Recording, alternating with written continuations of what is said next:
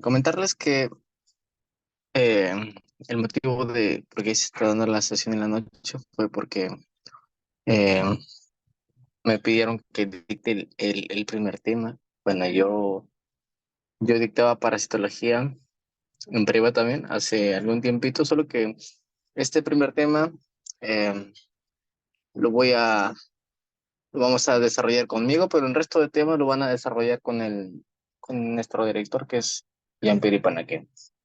Solamente la introducción voy a dictar el día de hoy. Cualquier duda, de cualquier forma, me pueden comentar, ya sea de la clase o si hubiera alguna duda sobre los siguientes temas. Igual pueden hablarle al maestro Ipanaque y también pueden escribirme, ¿no? Algunas dudas que pueden llegar a tener, no hay ningún inconveniente. El tema de hoy, muchachos, va a ser introducción a la parasitología. Entonces, vamos a ver conceptos generales que les van a ayudar a servir a lo largo del curso, ¿vale? Entonces, muy atentos. Vamos a empezar con algunas definiciones importantes. Básicamente, con nuestras relaciones, vamos a iniciar con las relaciones biológicas, ¿vale? Porque tú tienes que entender qué es un parasitismo. Entonces, de nada me serviría hablarte del curso, bueno, del full parásito, si no saber qué es un parasitismo, qué es parasitología. Entonces, dentro de los seres vivos existen relaciones entre nosotros. Esto mucho me ha gustado comentarlo desde antes con las relaciones de personas, ¿no? Las relaciones de pareja. Por ejemplo, cuando tú tienes una relación sana y, y tú aportas, por ejemplo, en una relación la mitad del corazoncito, ponte, ¿no? Para formar la relación, la mitad de, no sé, de afecto, tú aportas afecto, ¿no? Y la otra persona también aporta esa misma cantidad de afecto, entonces los dos convierten en un corazoncito, ¿no? Entonces se forma algo bonito, ¿no? Esa relación donde tú aportas y el otro aporta, esa relación donde ambos se van a beneficiar, eso se llama mutualismo. Una relación más. La siguiente relación es una relación donde uno aporta y el otro no aporta, pero tampoco es como que se vea afectado, es como que uno en la misma relación de pareja, vamos a encontrar que tú vas a aportar, tú vas a dar tu cariño y todo, y la otra persona es como que se va a ver indiferente, ¿vale? Es como que no hace nada, no hace ni algo bueno, no hace ni algo mal, entonces es indiferente. Ese tipo de relación se llama comensalismo, ¿vale? Entonces llevamos dos tipos de conceptos. Mutualismo, ambos aportan, ambos se benefician. Comensalismo, uno aporta, ¿vale?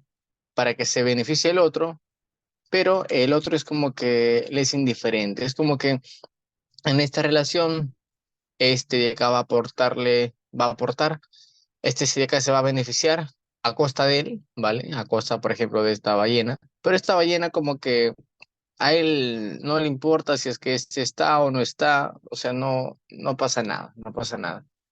Por un lado aporte, por otro lado es como que no se ve afectado de la relación. Ni se beneficia ni se perjudica. Como que se acostumbró a estar con él, pero algo así. Hay una relación de foresis, que es la relación de transporte, ¿vale?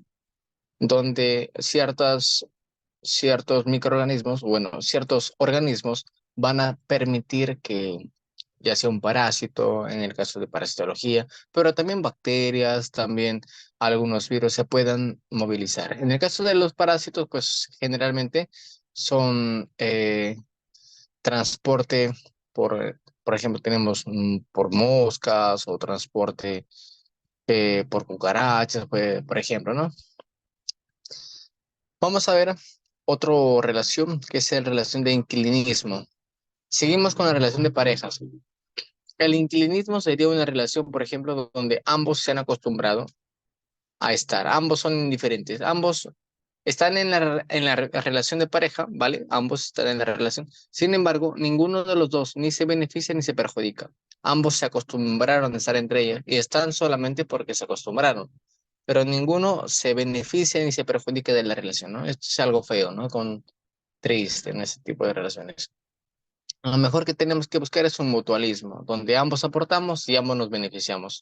Lo contrario sería un inclinismo, donde nadie aporta y nadie se beneficia, pero tampoco se hacen daño. Ojo, no aporta a nadie, no se beneficia a nadie, pero tampoco se lastima. Si están ahí, son como que indiferentes, son como fantasmas, están, pero no están, algo así. Y el oportunismo es una relación donde uno va a aprovecharse de otro. Es el tipo de relación, por ejemplo, cuando tú tienes el corazón roto, ya imagínate que te fue mal, y en ese momento que te fue mal, viene tu ex a hacerte la vida imposible, ¿no? Es como que aprovecha la oportunidad, ponte que tengas un ex malcriado, malo, malote, no sé. En ese momento esa persona aprovecha que tú estás mal para hacerte daño. Eso se llama oportunismo. Y esto se ve en muchos, no solamente a nivel de parasitología. Por ejemplo, tenemos el famoso toxoplasma. El toxoplasma es un parásito que nosotros como médicos o bueno, como futuros médicos, vamos a estar más expuestos a ese tipo de parásitos, el toxoplasma. Se contagia por el gato. El toxoplasma es un parásito que posiblemente ya lo tengamos algunos de nosotros, pero no nos hace absolutamente nada, porque básicamente nuestro sistema inmunológico cuando está bien, cuando está sano, lo va a amortiguar o lo va a contener el parásito. Pero ¿qué pasa cuando tú tienes toxoplasma y de repente te contagias con VIH y pasan 10 años con VIH? A los 10 años uno ya entra a la etapa SIDA, que es la etapa de inmunodeficiencia adquirida, ¿no? Donde ahora sí, ese toxoplasma que estaba inofensivo, ahora se dio cuenta, oh, tengo una oportunidad. Entonces, en esas personas con SIDA hacen un tipo de afectación a nivel del sistema nervioso central. ¿Vale? Pueden afectar al sistema nervioso central. Entonces, afectan en momentos de oportunidad. El inclinismo, pues no. Hay parásitos que conviven uno con otro, ni se benefician ni se perjudican.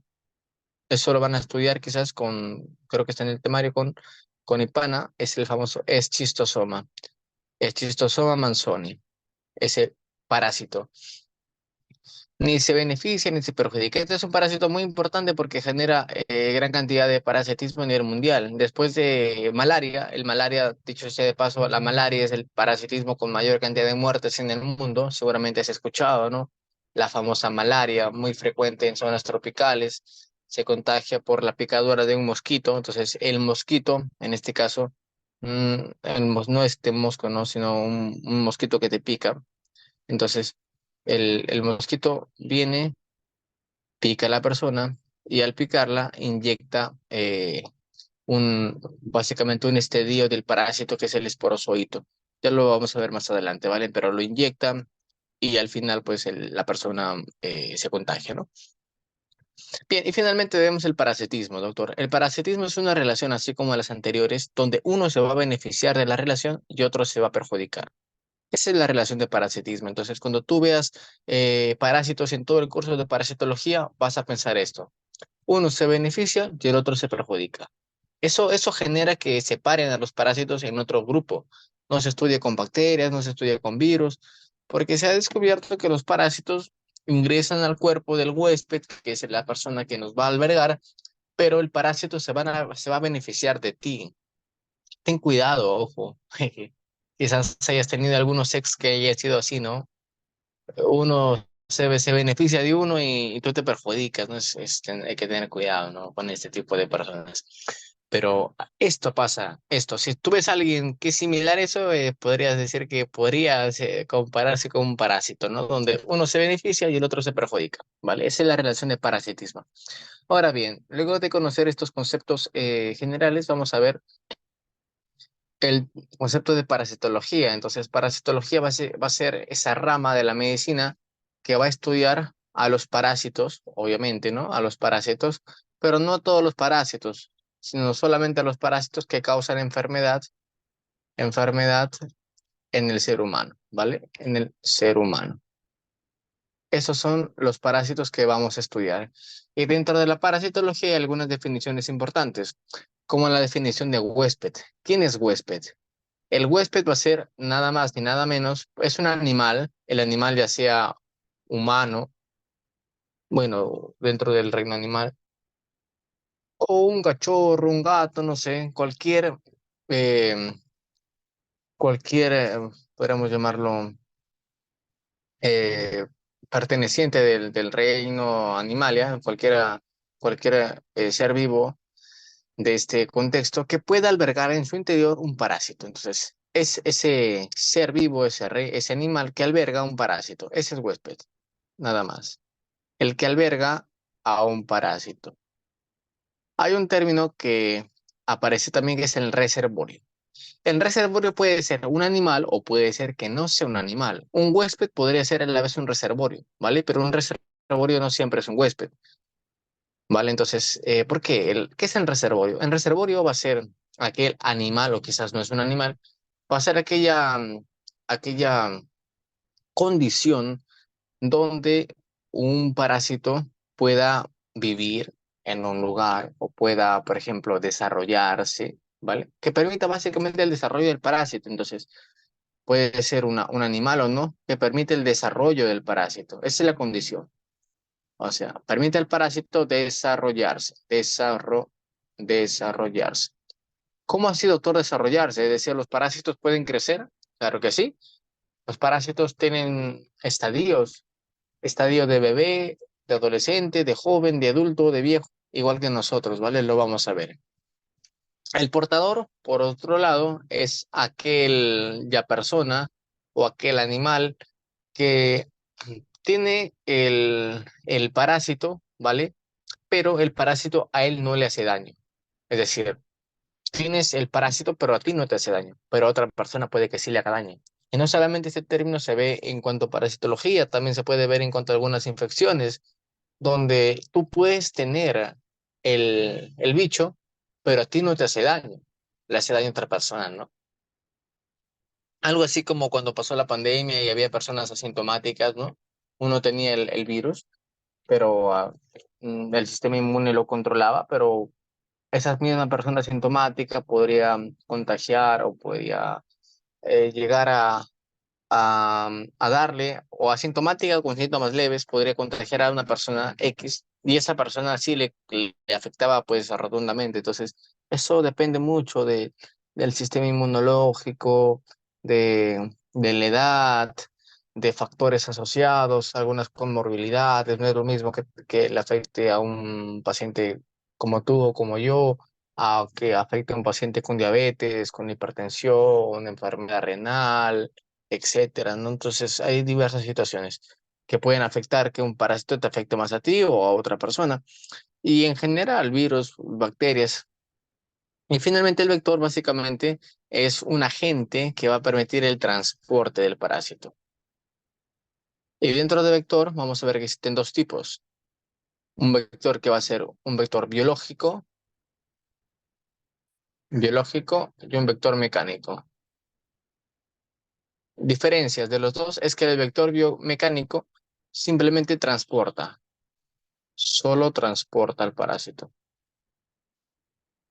¿Significa, doctor, que el vector biológico hace algo más que transportarle? Sí. Este, además de transportar,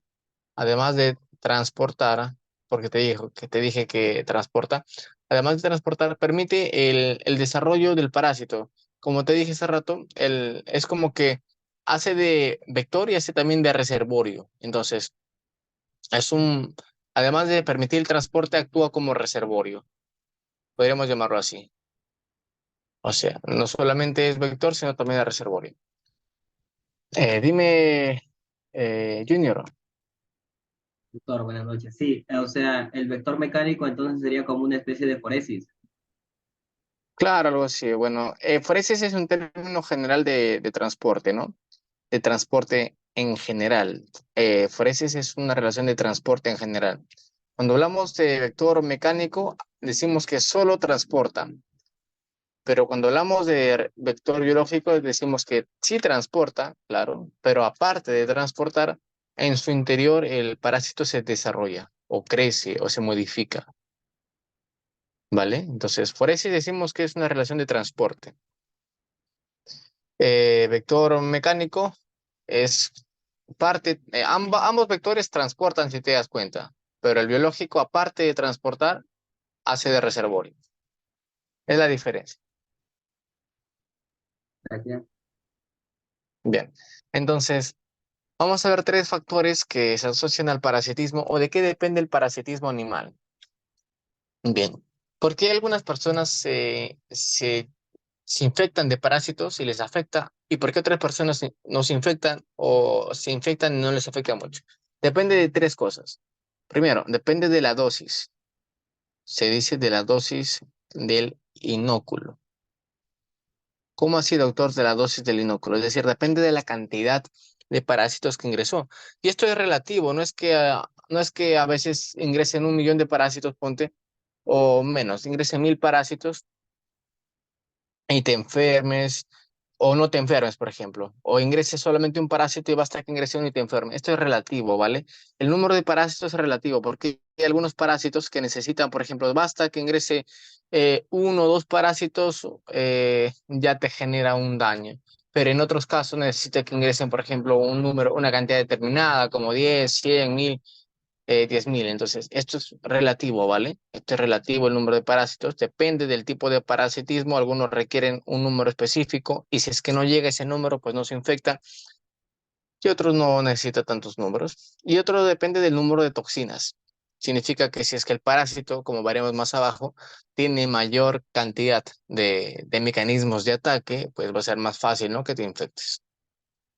Segundo, vamos a ver la virulencia. Virulencia. La virulencia es conocido como la patogenicidad. ¿Y qué es patogenicidad? Si nunca lo has escuchado, es como que decir es la capacidad infectiva del parásito, es decir, es la capacidad de ataque, ¿vale? Es como si fuera una guerra y estas es todas las armas de ataque. Por ejemplo, hay parásitos que presentan moléculas en su superficie que pueden quizás hacer daño o actuar como enzimas. Las enzimas pueden destruir ciertas estructuras, permitir el paso del parásito a través de, no sé, de la mucosa de los intestinos, atravesarlos. Por ejemplo, hay parásitos que liberan enzimas como la famosa fasciola para atravesar algunas estructuras. Hay mecanismos moleculares, la rapidez de la reproducción, por ejemplo, la famosa Giardia es un parásito que se replica tan rápido y esa rapidez genera pues daños a nivel o genera básicamente el efecto, uno de los efectos clínicos, que es la mala absorción de alimentos. Los alimentos no se pueden absorber correctamente en consecuencia de que este parásito se ha multiplicado tanto que impide la absorción de los alimentos. Este parásito le gusta estar a nivel intestinal, a nivel del yeyuno, del duodeno, por allí le gusta estar esta Giardia. Giardia lamblia se llama, Giardia intestinalis también lo conocen. Eso ya lo van a ver más adelante. Y las secreciones, el espacio físico también, claro que sí, no es igual que un parásito te invada y empieza a crecer, ponte en el cerebro, o que el mismo parásito empiece a crecer, ponte en la piel. Entonces no es igual, pues el espacio físico importa. Si el parásito empieza a crecer, empieza a acumularse, por ejemplo, el famoso cisticercosis, seguramente lo has escuchado, em, crece, puede crecer en varios lugares, pero si crece en el cerebro, se llaman neurocisticercosis y eso, pues, a medida que se va creciendo el parásito, puede generar síntomas como convulsiones, porque está en el cerebro, pues, y afecta a algunas estructuras, genera focos epilépticos, focos epileptogénicos, que al final, pues, hacen que el paciente convulsione, porque está en el cerebro. Pero si es que el mismo parásito estuviera en la piel, pues no pasa mucho, ¿no? O en el músculo, perdón, el cisticercosis, el cisticerco estuviera en el músculo, pues no hubiera como que una importancia tan grave, o sea, es la diferencia. Importa el espacio físico, importa el tamaño del parásito.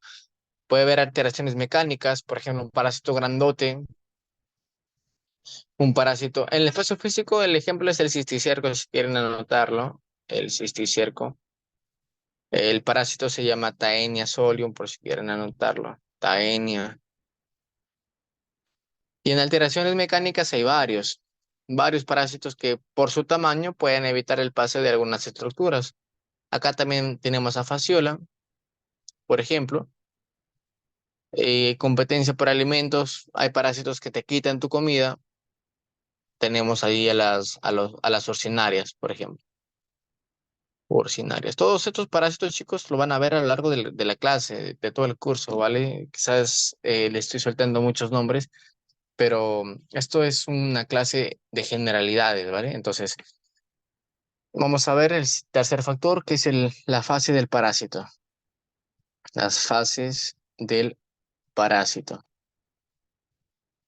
El parásito, muchachos, tiene diversas fases evolutivas. Eso es lo que quiere decir. Por ejemplo, tú ingresa a tu cuerpo un parásito en la fase de bebé. Si tú ingresas en tu cuerpo un parásito en la fase de bebé, por más que ingresen 1000 bebés, no te van a hacer daño porque el bebé no es como que infeccioso. Entonces, sí como ingresa, así como sale, por ejemplo, ¿no? Puede ingresar en la fase de adolescente, no pasa nada, en la fase de joven, pero puede ingresar en la fase de adulto. Y para este parásito, esta fase, esto puede cambiar de un parásito a otro. La fase adulta puede ser la fase infectiva.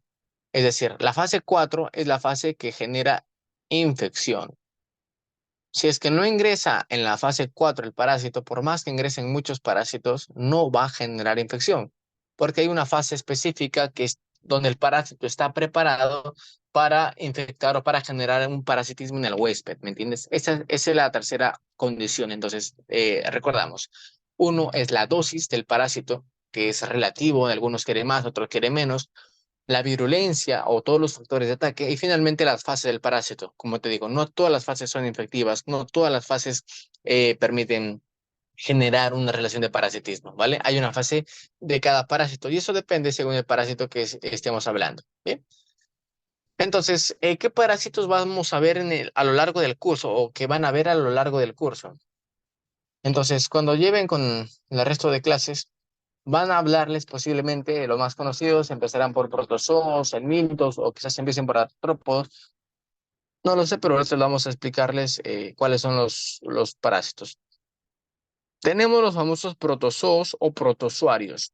Estos son el único grupo de parásitos que son unicelulares, ¿vale? Unicelulares. Porque el resto de parásitos que vamos a ver, que son los helmintos, es decir, los gusanos, helminto significa gusano, gusano, van a ser obviamente pluricelulares. Los únicos que son unicelulares, microscópicos, son los protozoos. El resto no. Y acá los artrópodos.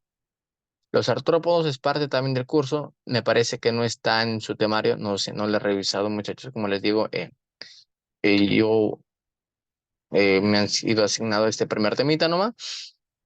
Entonces, vamos a hablar un poquito de estos y les voy a dar algunas características que siempre preguntan los exámenes, que les sirva más adelante, aprovechando que vamos a hablar un poquito de todos los parásitos, ¿vale? Entonces voy a soltar algunas cajitas por aquí.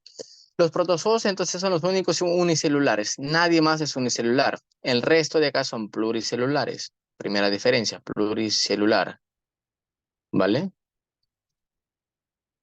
Lo segundo que tienes que saber es que los protozoos o protozoarios hay diversos tipos, diversos, diversas categorías.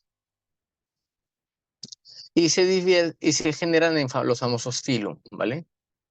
Los filum te los dejo simplemente como dato teórico porque no suelen consultar mucho, ¿vale? Entonces, este primer datito simplemente te lo menciono, el filum Sarcomastigospora, ¿vale? Sarcomastigospora, que se divide en dos, el Sarcodina y el Mastigospora. Son nombres medio raros, muchachos, pero bueno. Este se llama Sarcomastigospora. Sarcomastigospora, ¿vale? Acá sí nos importa, porque el Sarcodina va a ser el grupo de las famosas amebas, ¿vale? Entonces, cuando nosotros veamos a los Sarcodina, vamos a tener aquí a las famosas amebas. Vamos a ver por acá también otro filum, que es el Pilum apicomplexa.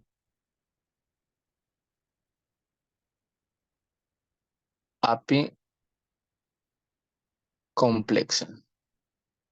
El pilum apicomplexa va a dividirse en dos. En los famosos coccidios, estos van a ser parásitos muy, muy conocidos, básicamente porque aquí aparece el parásito de la malaria. Los coccidios se dividen en dos, en los que paran en la sangre, los que les gusta la sangre, los hemáticos y en los no hemáticos. Cuando estudien coccidios no hemáticos, posiblemente ahí les vayan a hacer los coccidios intestinales. Entonces, causante de diarreas intestinales, diarreas parasitarias, tenemos los coccidios intestinales. Y posiblemente ahí vean a algunos parásitos, como el Microsporidium, entre otros. Ciclospora cayetanensis, por ejemplo, van a ver ahí algunos parásitos que causan diarreas, básicamente. Parásitos intestinales. Sospecha de parásitos intestinales, datito. Una diarrea crónica. Diarrea crónica. Una diarrea crónica. Más de 2 meses o más de un mes. Ya eso es más de 2 meses, más de un mes. Asociado generalmente, puede estar asociado a inmunodepresión, pensar en coccidios intestinales, ¿vale? Vas a pensar en coccidios intestinales, diarreas crónicas. Todas las diarreas crónicas se asocian a este tipo de parásitos. Los parásitos generan diarreas largas por mucho tiempo. Las diarreas virales, seguramente ya estás llevando micro, las diarreas virales no duran mucho tiempo, a lo mucho durarán 7 días, poquito más, poquito menos. Las diarreas bacterianas tienen otras características, algunas pueden presentar diarrea con abundante fiebre asociado a moco, por ejemplo, pus en las heces, asociado a sangre. Entonces, diarrea crónica más de 2 meses es más típico para los parásitos y se suele asociar en algunos casos a VIH o algún tipo de inmunodepresión. Bien, un datito que les dejo por ahí. En los hemáticos, por otro lado, tenemos aquí a la malaria, entre algunos otros hemáticos. Entonces, la malaria es un coccidio hemático. Datito del coccidio, chicos. Los coccidios tienen dos tipos de reproducción. Datito, pregunta de examen, sexual y asexual. Otro datito. Los coccidios, como son del filum apicomplexa, todos los que son del filum apicomplexa van a tener un complejo apical. Te pueden preguntar. El complejo apical en la estructura anatómica de estos parásitos es característico del filum apicomplexa. Bien, ¿qué más? ¿Qué más?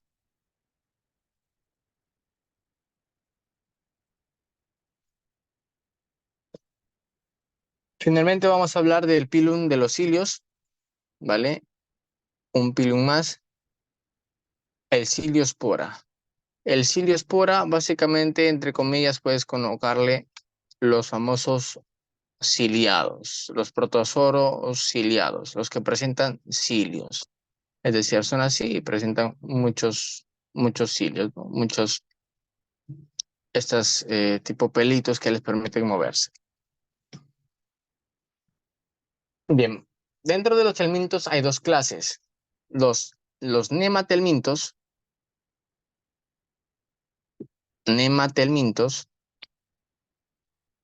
por un lado, y los platelmintos. Nematelmintos, doctor, son gusanos, anota, redondos,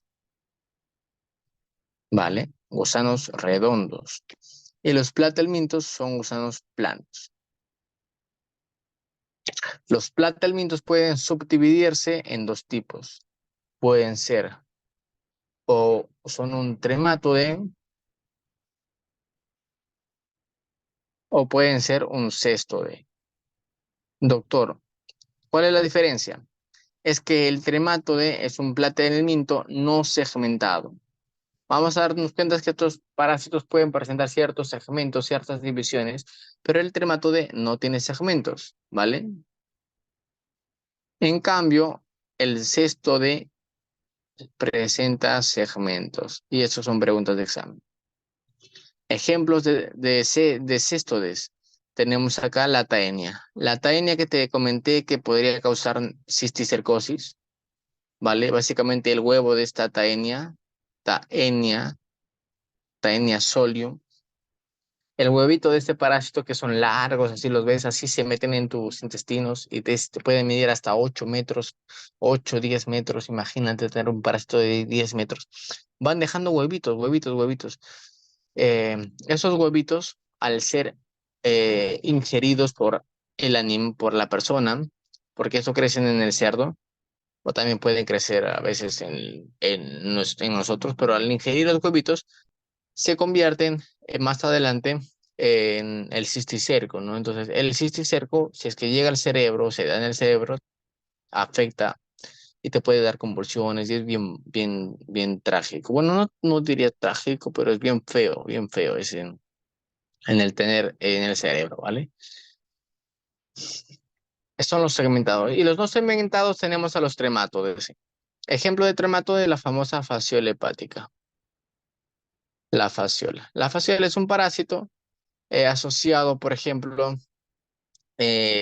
paciente que te viene que come berros. Mira, para tu examen te van a poner así el caso clínico. Paciente que come berros, o básicamente es un paciente de la zona rural, quizás de la sierra te van a colocar.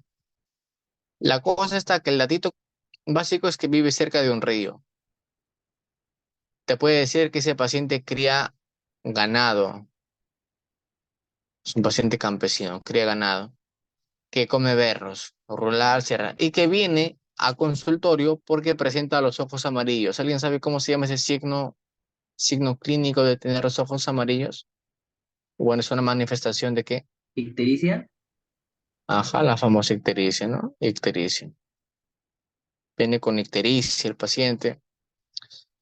Viene con ictericia asociado a quizás un poco de malestar abdominal y, y a nivel del examen laboratorial presenta una célula elevada. ¿Alguien sabe cuál es la célula que se eleva en infecciones parasitarias?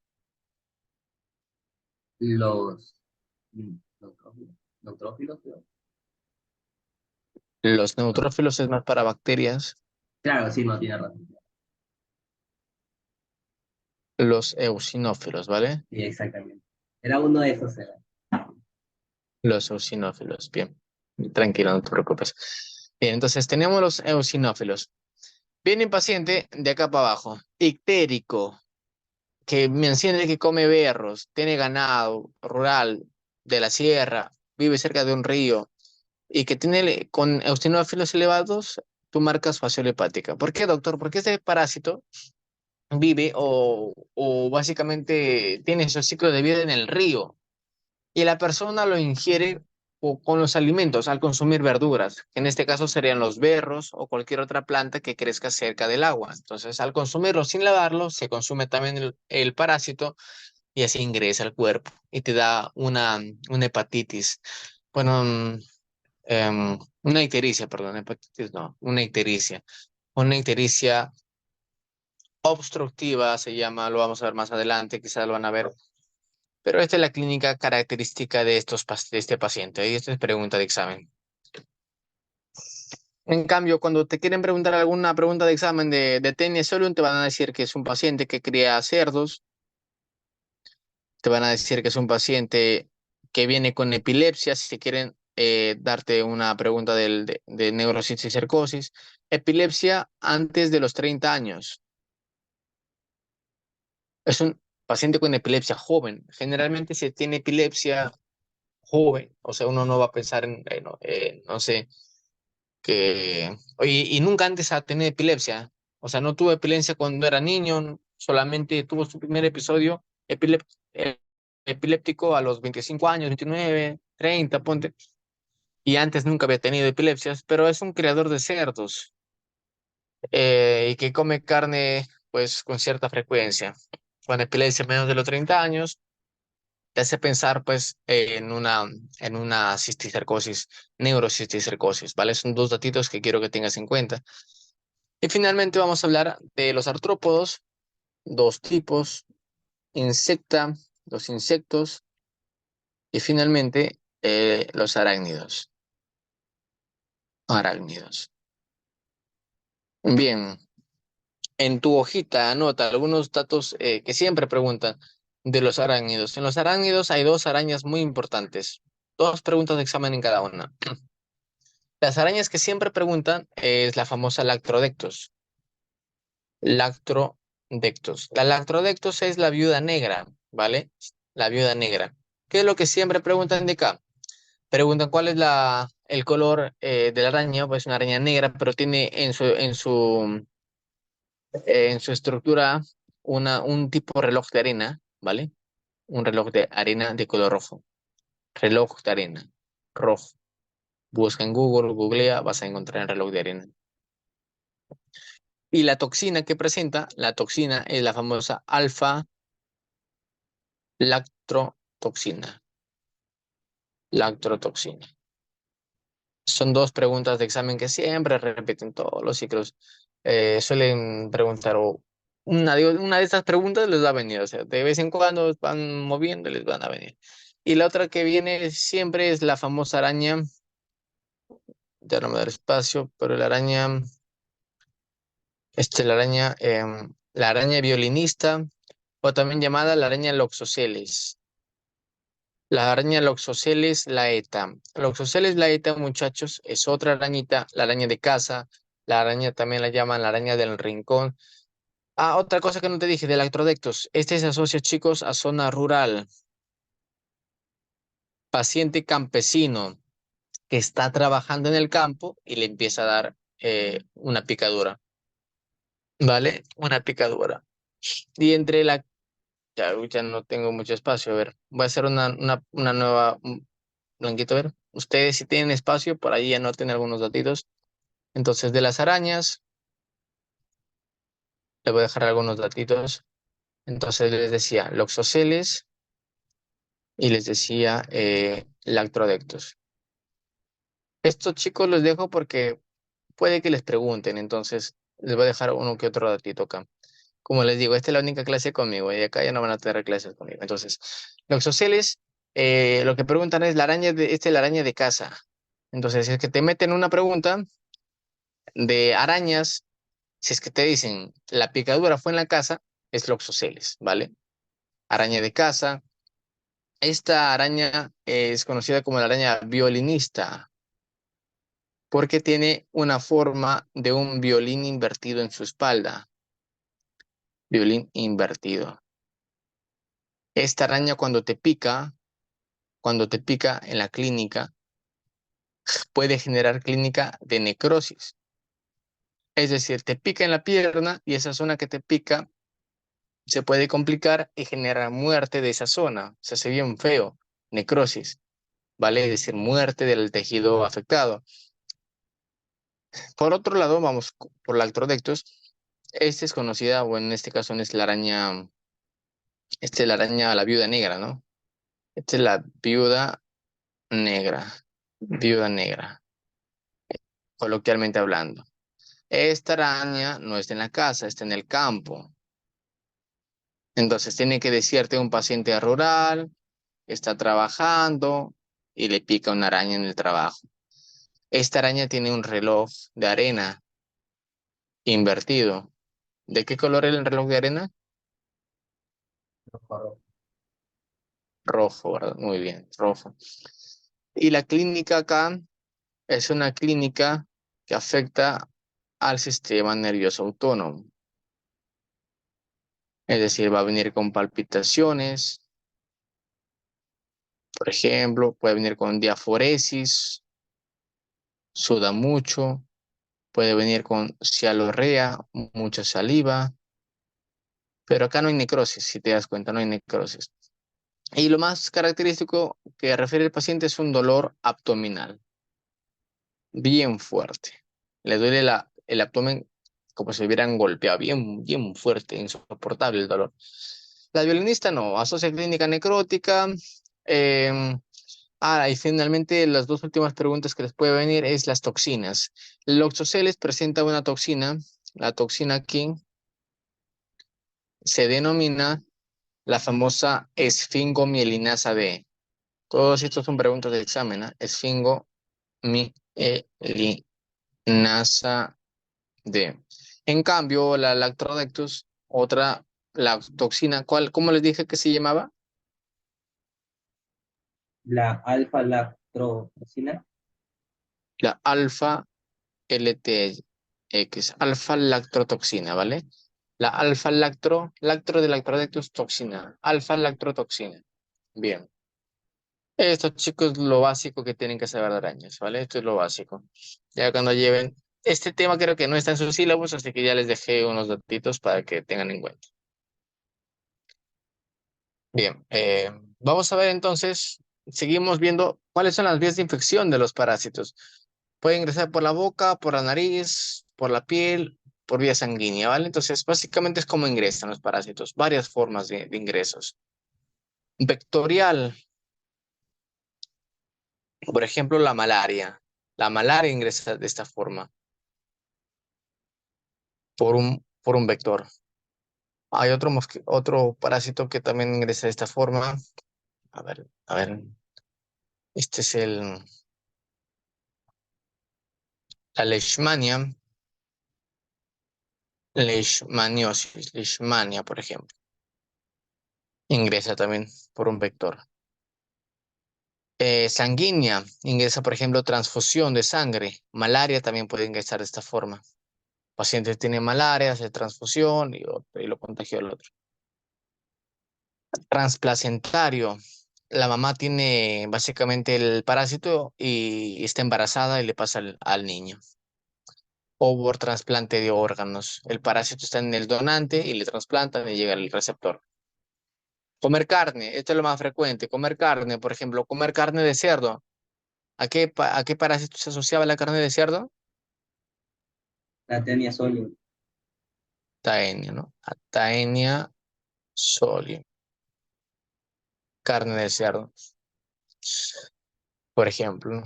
Em, en carnivorismos es el más frecuente. Contaminación oral fecal, es decir, ingresan cuando te toca la mano, por ejemplo, algo contaminado. Acá aparecen, por ejemplo, los coccidios intestinales. Tú puedes, no sé, cuando son niños generalmente se enferman dan de parásitos porque los niños no se lavan las manos antes de comer. Imagínate que un niño tenga esta infección, se contagió, se va al baño, se limpia y no se lava las manos, va y saluda a su amigo y luego su amigo come algo y se contagia. Entonces, esa es la contaminación fecal oral, se llama, fecal oral, porque de las heces ahí están los huevitos y eso es lo que al final uno lo termina consumiendo. Y vía nasal ingresan por la nariz, por ejemplo, la famosa Naegleria. Naegleria es un parásito que ingresa por la nariz. Es un parásito poco frecuente, es un parásito mortal en el 95%, incluso más. Algunas literaturas llegan hasta el 99%. Todos mueren, lamentablemente. Bien, eso lo vas a ver posiblemente en tus otras clases. Entonces, acá les vamos a ver algunas características de estos parásitos, muchachos. Los parásitos, por su localización, pueden estar afuera, ectoparásitos, por ejemplo, el parásito de la sarna. El parásito de la sarna, obviamente, pues está afuera, ¿no? De las sarnas de la piel. Es el famoso, pregunta de examen, Sarcobies escabeie, la sarna. El pacientito en la sarna siente que le pica la piel, le pica la piel. Por ejemplo, algunas preguntitas que le pueden venir es que un casito clínico, el paciente le pica la piel se le desescama, desescama. La pica la piel principalmente por las noches. Y no solamente a él, sino hay que le pica también a sus familiares, porque esa es una enfermedad que se contagia por ahí nomás cerca. La piel se les escama, le pica la piel. Puede ser a nivel del potito, generalmente, o quizás a nivel de las manos. En cambio, los endoparásitos, que son básicamente la mayoría, son los parásitos que se encuentran al interior de tu cuerpo, pues en tus órganos, ¿no? En tus órganos, en el pulmón, en las vías biliares, en el hígado, en el cerebro, en el músculo. Entonces, endoparásitos adentro, según la localización.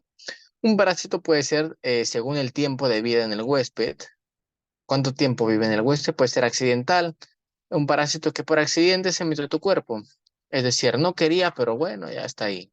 Ese es accidental. El huésped no es habitual. Significa que no era que ingrese a ti, pero ingresó y bueno, ahí está. Hay un tiempo de tiempo temporal, es decir, persiste un tiempo y luego va, está contigo por un tiempo y luego te abandona. Y el huésped permanente es el que se casa contigo, está contigo toda la vida del parásito. Hasta que muere el parásito, hasta que el parásito se hace viejito, hasta ahí está contigo y luego ya, pues ya muere el parásito y ya fue el parásito, ¿no? Muere en tu cuerpo y, y genera una reacción inmunológica, por ahí genera eh, activación de tu sistema inmune, que se hace un poco de alergias, te asustas, te llevan a clínica y tienes un parásito muerto en tu cuerpo. Entonces, está en tu cuerpo. Esto, por ejemplo, lo vemos en el Schistosoma manzoni. El famoso Schistosoma se mete en tu cuerpo y aparece ahí viviendo en tu cuerpo. Vive en las vías biliares, perdón, vive en las vías urinarias. Por ejemplo, un tipo de Schistosoma, hay varios tipos. Un tipo de estos vive en las vías urinarias. Y una vez que muere, pues el parásito, estando muerto, su cadáver del parásito genera una reacción inflamatoria. Estando vivo, no. Estando vivo, él crea, se camufla, evita que el cuerpo se dé cuenta, pero estando muerto, ya pues ya no hay camuflación. Se muere, ya pues murió y genera que tu cuerpo reaccione. A veces no reacciona tan bien, puede generar alergias. En el mejor de los casos, una reacción alérgica. En el peor de los casos, una reacción anafiláctica que puede llevarte a la muerte. Depende del tipo de parásito.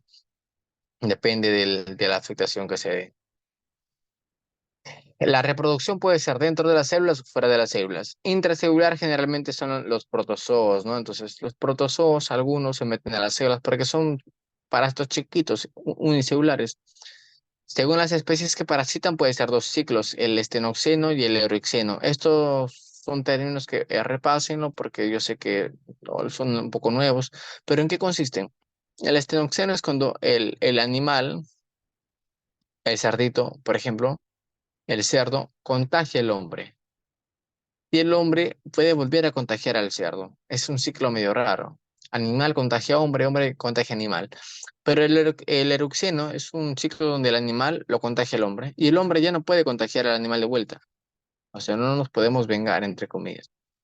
Por ejemplo, el toxoplasma que les comentaba, el toxoplasma, yo les había dado ya algunos datos. El toxoplasma es un parásito que se contagia por el gatito. ¿Vale? Ingeremos los parásitos que tiene el gatito en sus heces, por ejemplo. Ingresa a nosotros y esto es un parásito oportunista, pero solamente puede ser contagiado del gato al hombre, jamás del hombre al gato. En cambio, la Taenia solium, la Taenia, el cerdo nos puede contagiar el parásito. Nosotros en nuestro interior desarrollamos el parásito adulto y le podríamos volver a contagiar al cerdo, claro, si se dan las condiciones, ¿no? Y el cerdo ingiere los huevos, por ejemplo. Podría ser, podría ser. Y finalmente, según el número de huéspedes, puede ser un ciclo biológico monoxeno o heteroxeno. Monoxeno, doctor, porque en el ciclo de vida del parásito solamente fue fiel a una persona. Esto es como tú o como yo, ¿no? Cuando estamos enamorados solamente somos fieles a una, ¿no? En cambio, el heteroxeno es como que dentro de la vida del parásito pasa con varias. Así, así. Entonces, estos son como tu ex, quizás no, no sé. Pero así, es igualito. En cuanto al vector, ya te dije que hay dos tipos de vector, el mecánico y el oportunista. ¿Alguien que me recuerde cuál es la diferencia? Perdón, el mecánico y el biológico.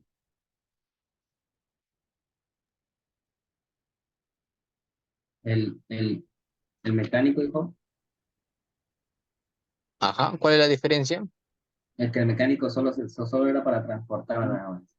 Y en el biológico se podía dar también su desarrollo dentro del huésped que iba a estar dentro de. Excelente, ¿no? Excelente, hermano. Excelente, Isaac. Esa es la relación, chicos, esa es la diferencia.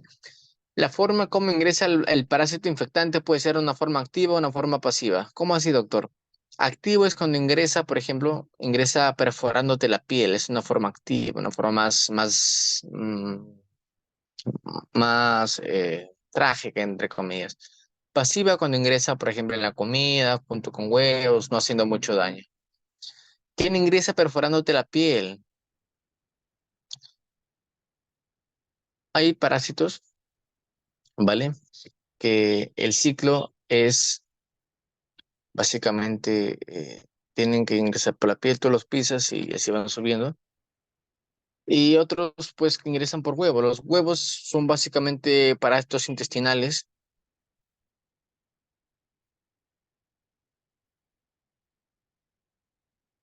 ¿vale?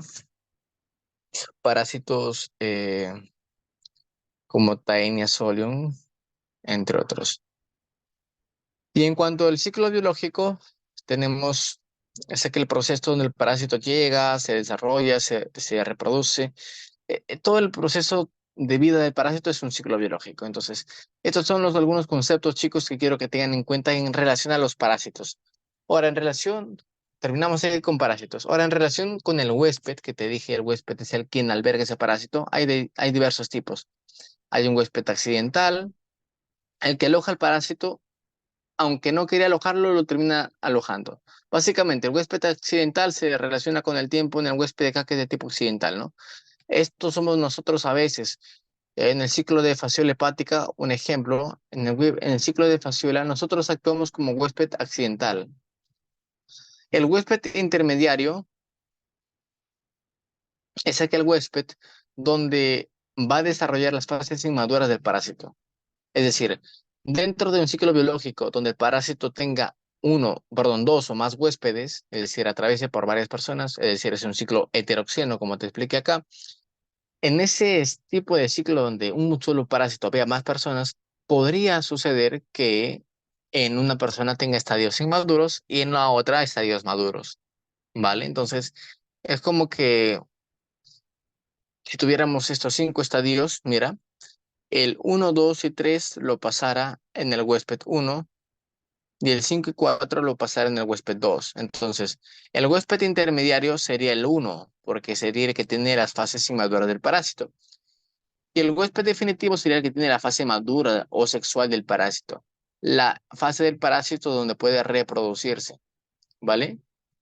Entonces, un parásito puede tener un huésped, perdón, el huésped puede ser definitivo si es que en su interior el parásito se reproduce de forma sexual, activa, la forma sexual está ahí. O sea, es que simplemente se desarrolla y crece de adulto, de niño, por ejemplo, a joven y así. Es un huésped, muchachos, intermediario. El huésped completo es aquel huésped que lo dan, tiene ambos. Ejemplo, a los coccidios intestinales. Siguen siendo los grandes ejemplos de todo, ¿no? Coccidios intestinales pueden ser ambos. Ejemplo de los de caída intermediario, fasciola hepática. Fasciola sigue siendo un ejemplo de varios, de varios tipos de huésped. Fasciola tiene una parte intermediaria y una parte y huésped definitivos. Huésped de transporte que no desarrolla fases. Es un huésped paraténico, básicamente un huésped que solo transporta. El paciente que solo transporta solo hace una relación de foresis. Recuerda, la foresis es transporte, ¿no? Si solo transporta, también lo llamamos huésped paraténico, pero que en su interior hay que tener en cuenta que no desarrolla fases, ¿vale? Entonces, ese es un huésped, básicamente, se relaciona más con huésped de tipo mecánico, ¿no? Un huésped mecánico. Y el reservorio, pues ese huésped, como te expliqué al inicio de la clase, que dentro de su interior el parásito puede desarrollar fases. Ese es el reservorio. El reservorio puede ser a la vez, muchachos, un huésped definitivo. Y el huésped definitivo puede ser a la vez un huésped accidental. Entonces, no es que uno excluya al otro, ¿vale? Igual entre los parásitos, un parásito puede ser endoparásito y a la vez puede ser un parásito extracelular y a la vez ser un parásito, según su tiempo de vida en el huésped, puede ser permanente. Entonces, puede ser varios, no es que uno lo excluya al otro, son características independientes que pueden estar presentes en un mismo parásito. Según los ciclos biológicos, tenemos dos ciclos biológicos presentes, ¿vale? Un ciclo biológico es donde el huésped está toda la vida de forma libre o toda la vida dentro en este caso, el parásito está toda la vida de forma libre o toda la vida está dentro de una persona, esto se llama un ciclo homogónico. Homogónico, ¿cómo así, doctor? No entiendo. Significa que si el parásito tiene un estadio 1, 2, 3, 4 y 5, el estadio 1 y 2 lo hace de forma libre, es decir, puede hacerlo en el agua, lo puede hacer en el suelo, no sé.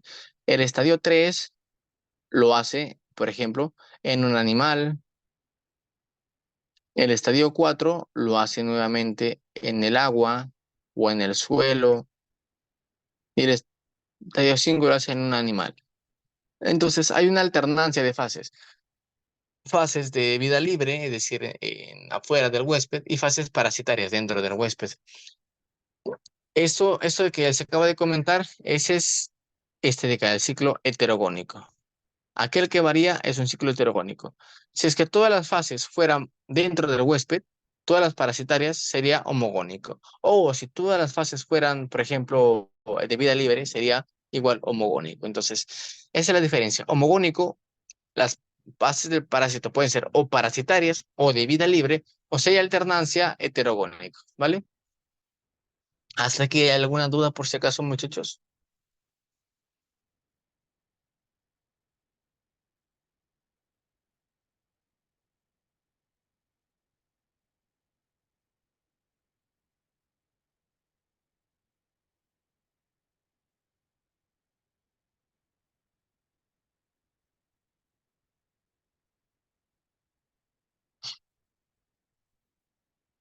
Bien, vamos a continuar entonces. Voy a dar algunos ejemplos de lo que estamos hablando. Ciclo biológico de fasciola hepática. Entonces, fasciola hepática es un parásito, muchachos, miren, que ingresa por la boquita. Pero para que ingrese, atraviesa unas fases, mira. Vamos a empezar aquí. La primera fase empieza en el agua. El parásito se va desarrollando. Entonces, esta fase, chicos, si tuviéramos que clasificarla, sería una fase de vida libre y una fase parasitaria. Vida libre. Una fase de vida libre. Entonces, si te das cuenta, ahorita tenemos una fase de vida libre. Empieza a desarrollarse, es un huevo embrionado, se convierte en miracidio, luego dentro de un caracol se mete un caracol. Mira, este caracol, chicos, permite el desarrollo del parásito en sus fases inmaduras. Por lo tanto, este caracol actuaría como un huésped de tipo definitivo o un huésped intermediario. Intermediario. Intermediario. Parte sería como un reservorio también para él. Claro, porque conserva las características. Sí, podría ser, porque conserva también las Y también características.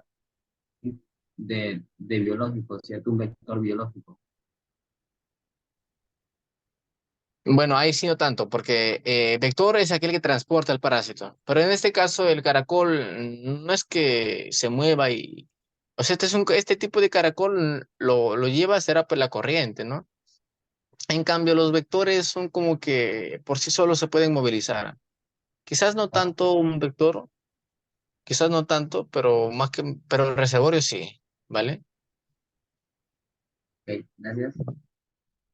Bien, pero ahí está bien, ¿vale? Cosa que van analizando, está bien, excelente, hermano. Entonces, un huésped intermediario también actuaría como, comentan, como un reservorio. Podría actuar también. Si se dan cuenta, ahorita tenemos una fase de vida libre y una fase parasitaria. Y luego el parásito sale del caracol y vuelve a ser vida libre. Entonces, como que ya te das cuenta, hay una alternancia de fases. Es decir, ¿sería un ciclo homogónico o un ciclo heterogónico? Heterogónico. Teníamos un ciclo heterogónico. Esto tiene que ver, esto está en relación al huésped, ¿no? Pero a la vez es un ciclo que tiene más de un solo huésped, porque acá tiene un huésped uno, mira, pero luego va a ingresar por aquí a la vaquita. La vaquita es el huésped habitual. Este es el huésped que suele ingresar, es el huésped que en su interior desarrolla la etapa adulta. Por lo tanto, ¿qué tipo de huésped sería?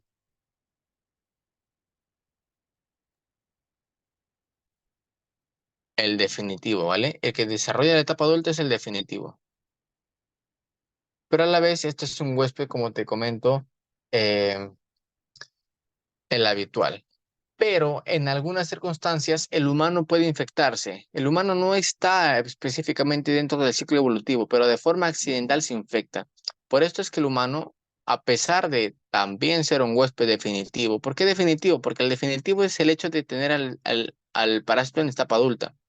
Y dentro del humano y dentro de la vaquita o dentro de la oveja, el parásito se hace adulto y empieza a producir huevos. Entonces, ese hecho hace que sea un huésped definitivo. Pero el humano no solo es huésped definitivo, también es un huésped accidental. ¿Por qué? Porque por accidente, entre comillas, ingirió el parásito. O sea, no es habitual, no es que se deba dar así, sino que, bueno, lo consumió y ya, pues ingresó el parásito. Entonces, en este ejemplo ya has visto varias cosas que hemos ido desarrollando, ¿vale? Entonces tenemos un vector, perdón, tenemos algunos reservorios, huéspedes intermediarios, definitivos, etcétera, etcétera, etcétera, ¿vale? Y otra cosa que hemos visto es la etapa infectiva. Mira, la etapa infectiva es esto, la meta cercaria. Esta es la etapa infectiva. Si un humano se traga un caracol, no se va a infectar. En el caso de fasciola hepática, hay otros parásitos que podrían generar una infección, pero en el caso de fasciola hepática, por comerte un caracol no te vas a infectar, porque al comerte un caracol te comes esto, la etapa de cercaria. Pero para este parásito, la etapa infectiva es la metacercaria. Significa que solo comiéndote metacercaria te vas a infectar. Y la metacercaria en este parásito se enquista y se mete dentro de las plantas que están cerca del agua. Por eso te decía que al consumir verduras, al consumir berros, el paciente puede tener la clínica o desarrollar una fasciolasis por la ingestión de fasciola, ¿no? Entonces, aquí está el ciclo biológico de fasciola hepática. Bien, vamos a ver acá los mecanismos de acción.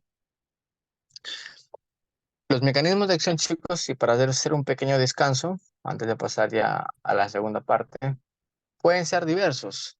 Un parásito puede afectar por un mecanismo mecánico, es decir, ¿cómo afecta el parásito? Mecánico, como su nombre lo indica, es porque su tamaño quizás, o por la posición que se encuentre, o por el lugar donde se encuentre, va a impedir o va a obstruir algunas cosas, entre otras. Es decir, algo de su tamaño genera, no sé, compresión de vísceras, desplazamiento de tejidos, etcétera, ¿vale? Entonces, esto es por el tamaño del parásito y por la posición también. Entre comillas, podemos decir lo que es algo por obstrucción en algunos casos. En otros casos puede ser por compresión o por desplazamiento. Como te dije, mira, acá tenemos en el intestino. Imagina tener toda esta cantidad de parásitos en el intestino. Entonces, acá obviamente el paciente va a tener dificultad para expulsar las heces, ¿no? Es más, cuando haga heces, posiblemente no salgan heces, salgan parásitos por el, por el ano, ¿no? Por el recto. Desplazamiento de estructuras, claro que sí. Si es que tienes un parásito grandote, como el famoso schistosoma, perdón, como el famoso Echinococcus, Echinococcus. Este es un parásito que crece como si fuera un granuloma, como si fuera una bolita, que poco a poco la bolita va creciendo, va creciendo, va creciendo, va creciendo, va creciendo. Y esto genera obviamente compresión de las estructuras que están adyacentes, ¿no? No es que crezca y no genere nada. Es el famoso Echinococcus granulosus. Por compresión, por el crecimiento de este parásito, genera daños. Otro parásito de la famosa fasciola. La fasciola nos ayuda a ejemplificar varias cosas. Mira, dentro de mecánico, fasciola, imagínate que este es tus vías biliares, ¿vale? Ese es tu colédoco. El colédoco tú sabes que es el encargado de conducir la bilis y la bilis va desde el hígado, pasa a la vesícula biliar y luego de la vesícula biliar pasa a la porción del duodeno para realizar procesos de digestión de grasas. Pero ¿qué pasaría si el parásito se viene aquí? ¿Qué pasaría si Fasciola, como a ella le gusta ir a las vías biliares, alojarse en las vías biliares, viene y hace su camita por aquí? Y acá se mete Fasciola. Acá está tu Fasciola. Ahí crece, ahí se queda. Entonces, obviamente que la bilis ya no pasa, pues. Y al no pasar se acumula la bilis en el conducto colédoco, en las vías biliares, lo que te genera una clínica por aumento de bilirrubina y aparece ahí la ictericia y todo un síndrome ictérico. Entonces, eh, ¿por qué? Porque hubo una obstrucción. Entonces, ese es el punto número uno.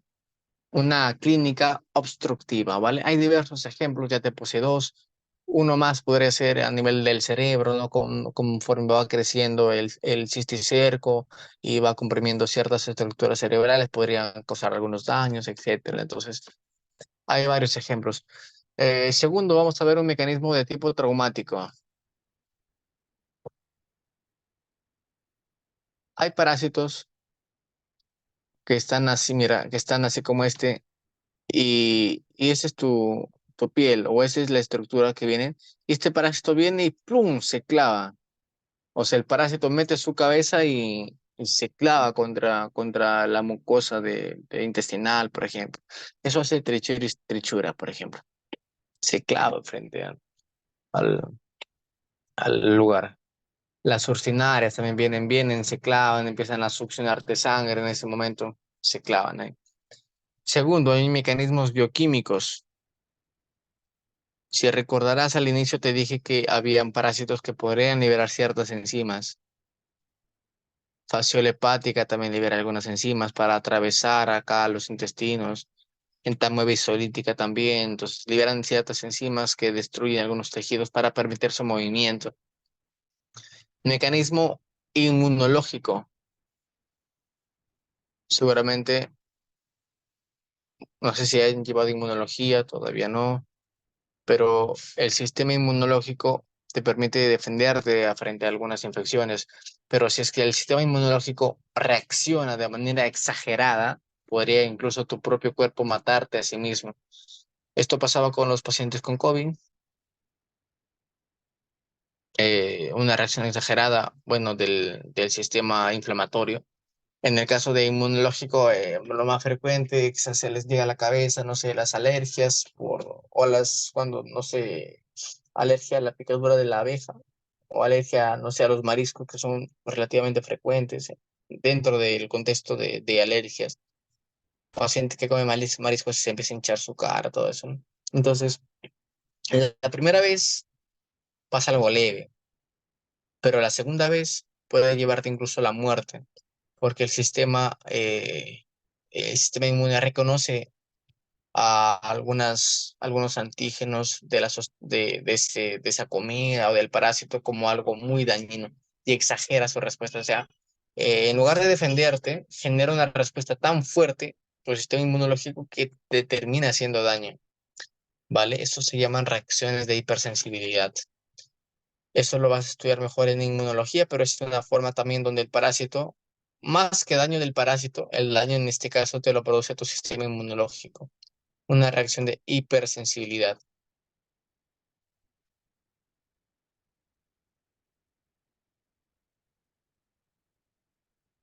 Y finalmente tenemos de tipo expoliativo. El expoliativo es un tipo de mecanismo donde el parásito empieza a robarte, a robar o empieza a sustraer. ¿Cómo así, doctor? El parásito se alimenta de lo que tú te alimentas. Es decir, en el caso de las urcinarias, te empiezan a robar sangre, empiezan a absorberte tu sangre. Y obviamente, pues te hacen clínica anemizante si estés por mucho tiempo, entre otras cosas, ¿no? Se nutren de lo que tú te nutres. Ya el hambre también se puede nutrir, por ejemplo, de algunos lípidos, entre otras cosas. Bien, vamos a hacer un pequeño descanso de 6 minutitos para pasar a la parte final. Ya nos falta poco. Este es un método diagnóstico, lo hacemos rápido y al final pues hacemos un pequeño repasito de los puntos más claves, ¿vale? 6 minutitos, chicos, y pasamos a la parte final.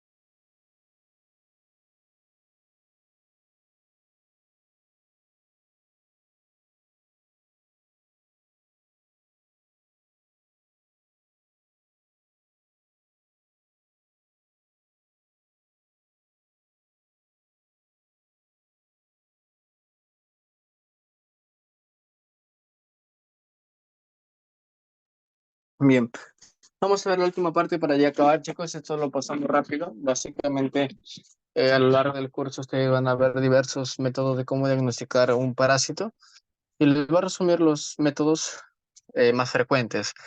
El coproparasitológico son los exámenes básicamente más usados porque dentro de lo más frecuente en la consulta médica en general son parásitos intestinales. Entonces, como el parásito es eliminado por las heces, se pide un coproparasitológico seriado, señor, venga en la mañana, dejando su muestra de heces, y eso es examinado, mete el laboratorio y se puede examinar la muestra. Entonces, hay una clasificación para esto que es según el momento en la realización, según cómo se procesa la muestra, según la expresión numérica de estos métodos, ¿vale? Pero que no suele ser tan preguntado, según cómo se muestra, cómo se procesa la muestra.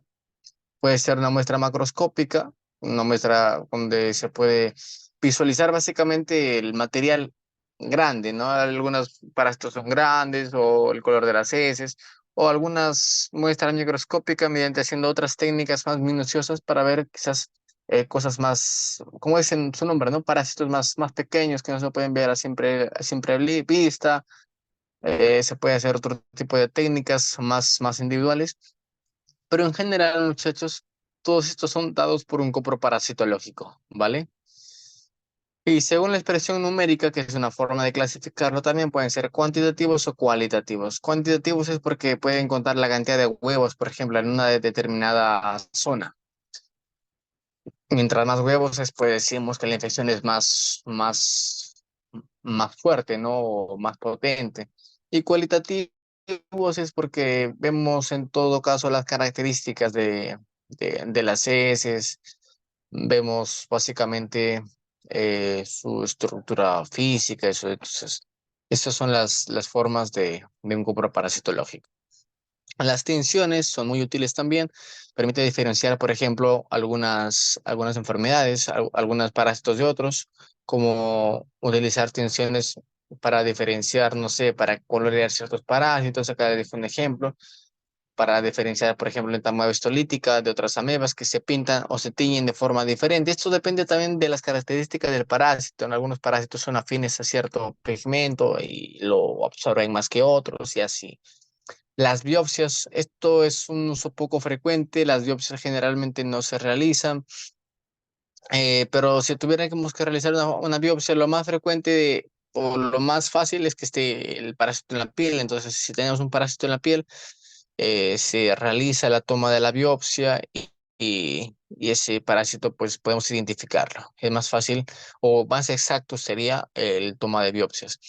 Otros son los exámenes en cavidades. Por ejemplo, si tenemos examen o paciente mujer que tiene un parásito en la vagina, pues el frote de la vagina, pues podemos encontrar al parásito por allí para luego estudiarlo. Examen de fresco en sangre periférica o el frote de sangre, el gota goresa, son exámenes que nos permiten, por ejemplo, la gota goresa, le sacas un poco de sangre al paciente, le colocas una laminilla, luego lo mandas al laboratorio y nos permite identificar al parásito, fases evolutivas de la malaria, entre otras, ¿vale? Son otros tipos de exámenes que se realizan, pero todas se dan en ciertas cavidades donde habita el parásito. Si el parásito habita en la sangre, pues hay que sacarle entonces un poco muestra de sangre, ¿no? Si el parásito habita en la vagina, muestra de la vagina, ¿no? Entonces, algo así. Diagnósticos inmunológicos. Esto, por otro lado, es ya un poco más que ver el sistema inmune. Entonces, cuando un parásito ingresa a nuestro cuerpo, el cuerpo no se queda sin hacer nada. El cuerpo va a generar pues ciertas defensas. Acá puede ser de forma directa el diagnóstico inmunológico, detectar, por ejemplo, antígenos del parásito o partes del parásito que hacen daño y nosotros hemos aprendido a reconocerlas con medio de las investigaciones y los investigadores detectaron, no sé, que hay una enzima que se ha reconocido, por ejemplo, no sé, que podemos detectarla en el parásito. Se pide la enzima para el parásito de X Y al estar presente, ya bacán, confirmamos que es el parásito, porque está su enzima, algo así, ¿me entiendes? En cambio, el método indirecto no utiliza pues una enzima o una parte del parásito, sino detecta la respuesta inmunitaria. Por ejemplo, si tienes una infección por un parásito tal, tú vas a generar anticuerpos frente a ese parásito. Y si tú desarrollas los anticuerpos frente a ese parásito, obviamente se entiende que tuviste que estar en contacto con el parásito, porque para que tú desarrolles anticuerpos frente a algo, tuviste que estar previamente expuesto. Entonces, eso es el método indirecto, detecta la respuesta del huésped. Y el molecular, que sería la más exacta de todas las que hemos visto, básicamente detecta la estructura genética del parásito, pero obviamente esto es la más cara y la que menos se realiza, ¿no? Más que todo por cuestiones económicas. Lo más frecuente, pues, son los coproparasitológicos y el diagnóstico inmunológico que siempre se suele realizar. Por ejemplo, lo más frecuente que también, bueno, no se menciona, pero una forma indirecta es ver el aumento de los eosinófilos, ¿no? Como una expresión de un parasitismo, entre otros. Pero estos son los métodos resumidos, chicos. Ya lo van a ir viendo cada uno según el parásito que encuentren.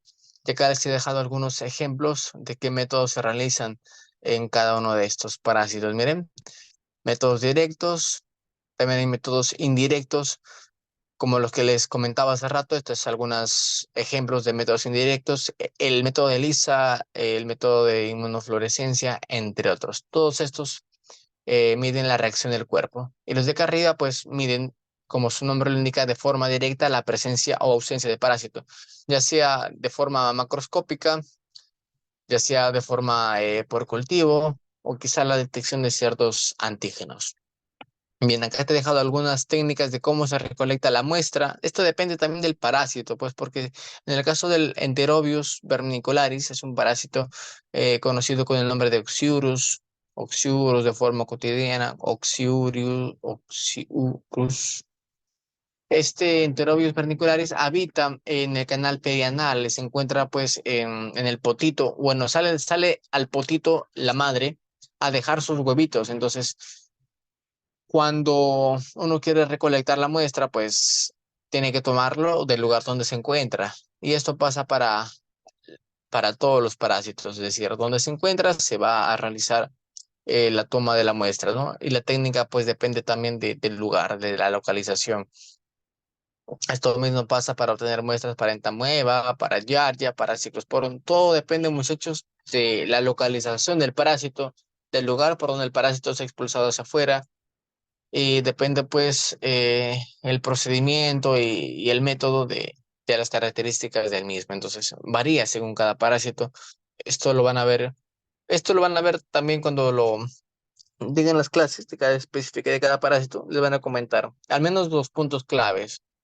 ¿Vale? Porque esto de diagnóstico no suele ser tan preguntado así de forma minuciosa. Es con excepción de algunos parásitos que siempre preguntan, como malaria, es muy preguntado. El diagnóstico de elección de malaria es gota gruesa, si es que no lo sabías. Para malaria, anótalo, es gota gruesa, siempre preguntan esos. Para algunos parásitos tienes que saber su diagnóstico principal, su clínica principal, la causa, pero más que todo para los más frecuentes, los más importantes, los más preguntados. Bien, y esto es básicamente el ciclo de malaria. Lo vas a ver quizás más adelante. Lo que yo quiero simplemente recordarte es un resumen de todos los que hemos visto, del tipo de huésped y todo eso. Entonces, mira, tienes acá el parásito de malaria que presenta un ciclo, preguntas de examen, malaria, te he puesto malaria porque malaria es muy preguntado. Entonces, tenía un ciclo sexual y un ciclo asexual. Doctor, ¿por qué? Porque malaria, si no lo olvidas, malaria es un coccidio hemático. Y como coccidio, tiene ciclo sexual y asexual. Habita tanto una vida, mira, tiene una vida fuera del humano y dentro del humano. Tiene dos huéspedes. Uno es el mosquito y otro es la persona. En el mosquito desarrolla todas estas características de vida. Por lo tanto, el mosquito actúa, si bien es cierto, el mosquito es un vector, también actuaría con un vector de qué tipo, chicos, mecánico o biológico. Biológico. Un vector de tipo biológico, ¿verdad? Biológico. El mosquito también actuaría como reservorio, ¿no? Porque va a permitir, tiene el parásito en su estado infectivo, reservorio. Ese es el reservorio, porque el estado infectivo del parásito va a ser este. Pregunta de examen. Los esporocitos, chicos, es la forma que ingresa al cuerpo. De todos los parásitos, el que más preguntan siempre, siempre es malaria. En general, malaria es el parásito que tienes que sabértelo bien. Ingresan los esporocitos, hace dos ciclos dentro del humano, un ciclo dentro del hígado y un ciclo eritrocitario. El ciclo del hígado pues desarrolla diversas fases, el parásito crece y el parásito luego migra e ingresa al eritrocito y por eso es que se llama pues un parásito hemático, ¿no? Porque del hígado pasa básicamente se transporta por la sangre y estando en la sangre se mete al glóbulo rojo y empieza a crecer y dentro empieza a desarrollarse la forma adulta. Si te das cuenta, la forma adulta se da en el humano, entonces el humano empieza a ser también el huésped, ¿no? También es un tipo de huésped. El huésped definitivo, huésped intermediario, hay huésped completo que tiene ambos ciclos. En este caso, nuestro huésped definitivo, muchachos, ¿quién sería? Nombre, El hombre actuaría como huésped definitivo, tiene la fase adulta, las etapas iniciales del desarrollo, tendría el mosquito. Huésped completo no presenta, no hay huésped accidental. El reservorio sería el mosquito. Y el huésped de transporte sería igual al mosquito. En cuanto al parásito, la localización del parásito es intracelular, si te das cuenta. El tiempo en el huésped de este parásito, pues prácticamente está de forma permanente, no toda la vida del parásito. La reproducción puede ser sexual o asexual. Y según especies del ciclo, si recordamos por aquí que te había puesto, según las especies del ciclo, puede ser de monoxeno o heteroxeno. Heteroxeno se presenta dos o más especies. En nuestro caso sería del tipo heteroxeno porque hay dos o más huéspedes, en este caso hay dos. Y según las especies que parasitan, como te expliqué, existía homogónico o heterogónico. Si es que hay alternancia de fases o si es que no hay alternancia de fases. Acá según el ciclo biológico. Y bien, en este caso vemos que ambos son fases dentro de la persona, no hay fases de vida libre. Podríamos considerarlo un ciclo de tipo homogónico. Todas son fases parasitarias, ¿vale? En dos huéspedes distintos.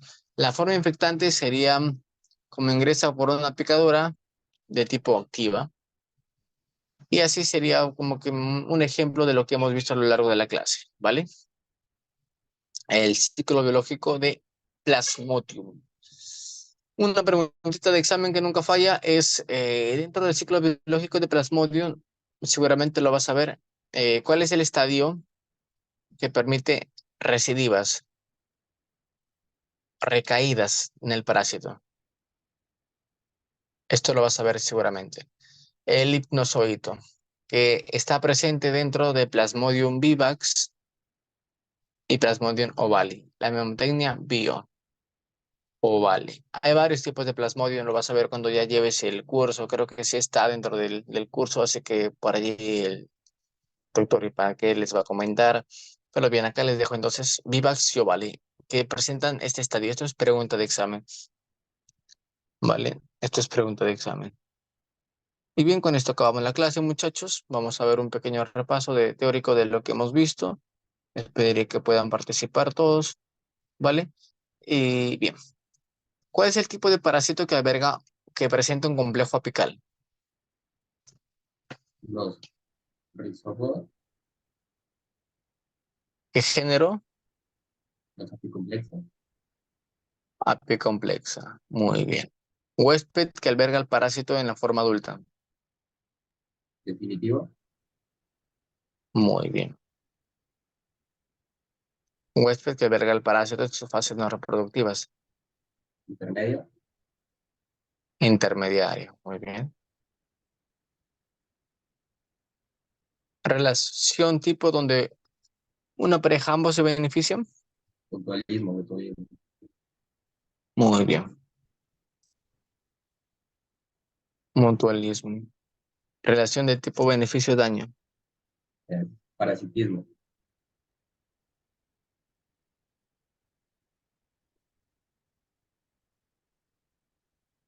Mecanismo de acción patogénica de Ascaris lumbricoides. Ascaris era el que hacía esto.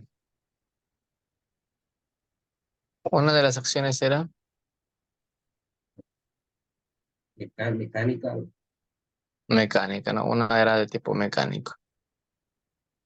Tipo de reproducción de Plasmodium.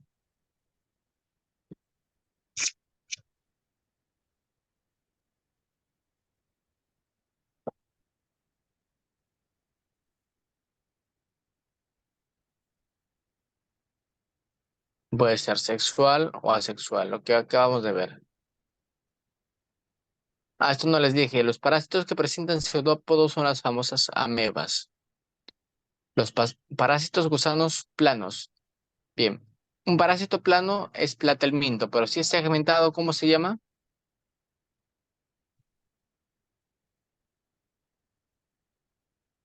Cestoide. Y si es no segmentado, trematode. Si es redondo, ¿cómo se llama el parásito redondo? Gusano. Nematode. Nematode, nematelminto, nematode. Huésped oportunista en fasciola hepática. ¿Quién actúa como oportunista en fasciola, chicos?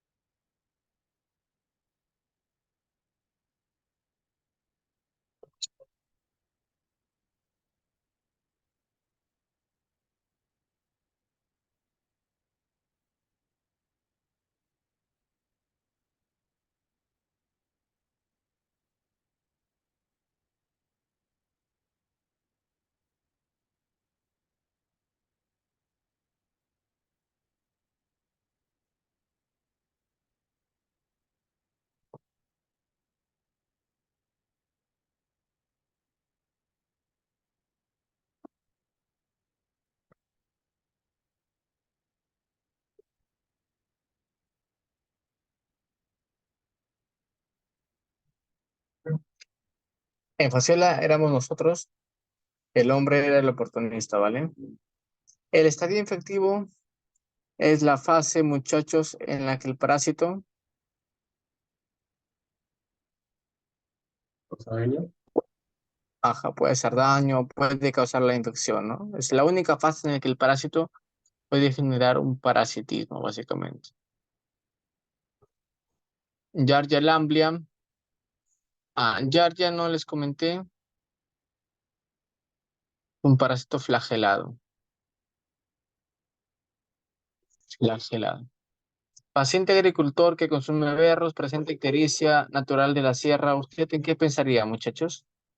ictericia, sería fasciola, Ictericia de la sierra, consume berros, fasciola, ¿no? Bien, fasciola. Bien, ya más o menos pueden guiarse. Por todo lo que dice acá. Porque cuando ustedes vean más adelante y vean síndrome ictérico, hay un montón de causas, chicos. Bastantes causas.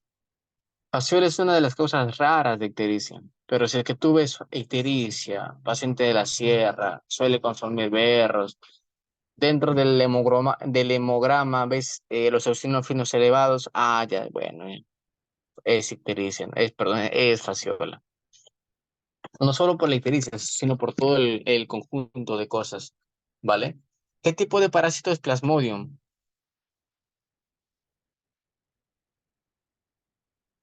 Es un coccidio. ¿La forma infectante de Plasmodium cuál es?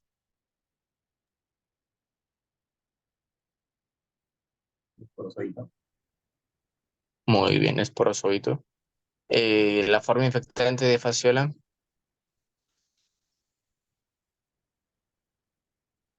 metacercaria.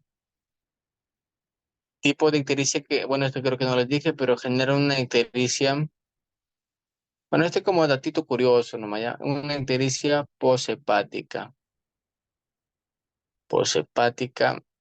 obstructiva.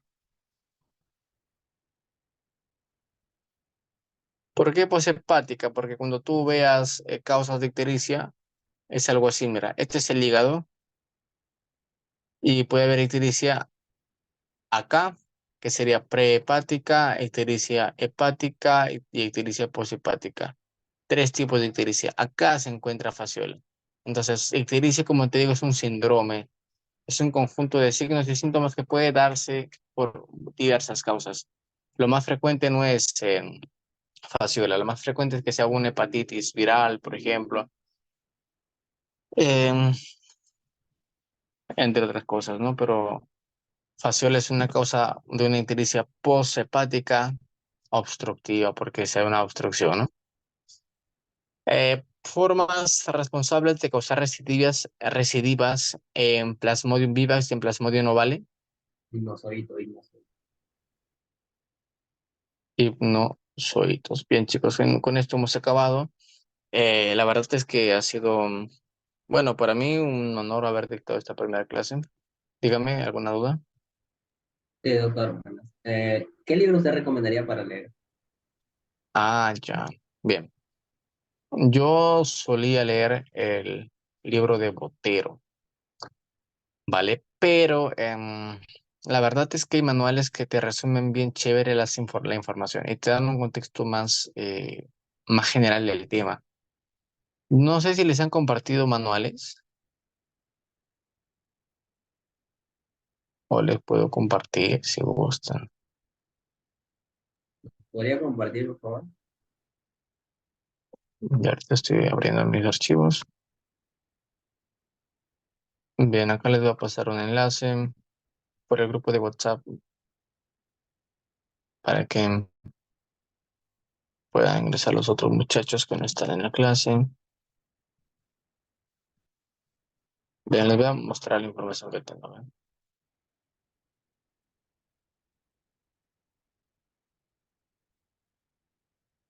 A ver, vamos aquí.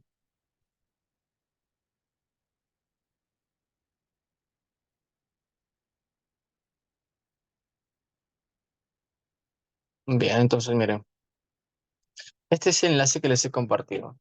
Ustedes ingresan acá a CTO o ingresan a manuales AMIR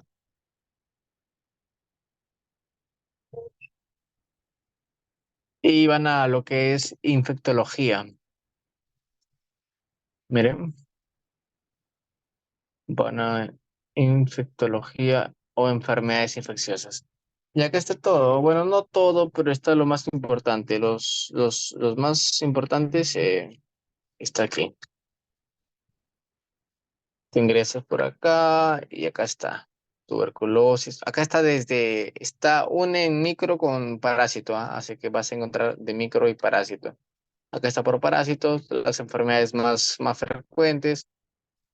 Y esto es, yo diría que esto es más resumido y te da un vistazo general del tema.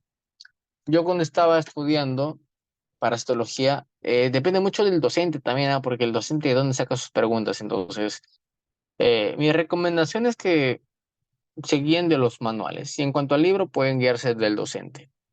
¿Qué libro usé yo? Yo sé, me parece que usaba el Becerril, me gustaba más que el Botero.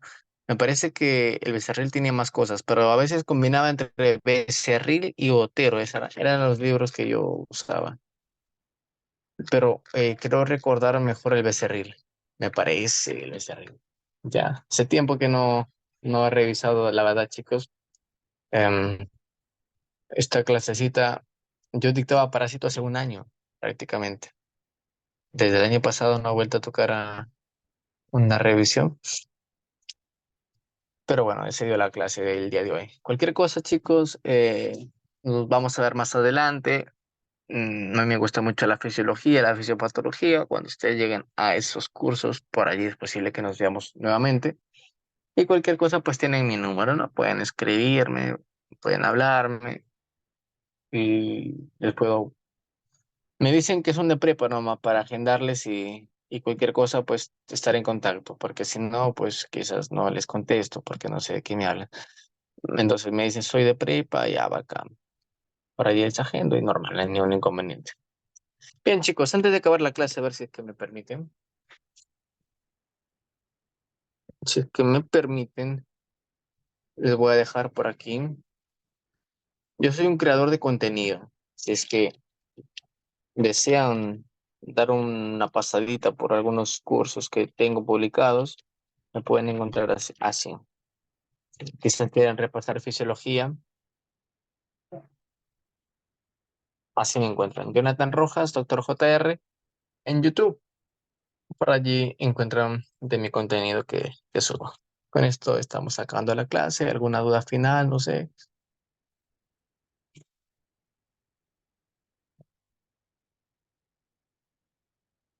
Bien, entonces, hasta luego, chicos. Johnny, Jiménez y Isaac. Cualquier cosa estamos en contacto. Cuídense, chicos. Gracias, doctor.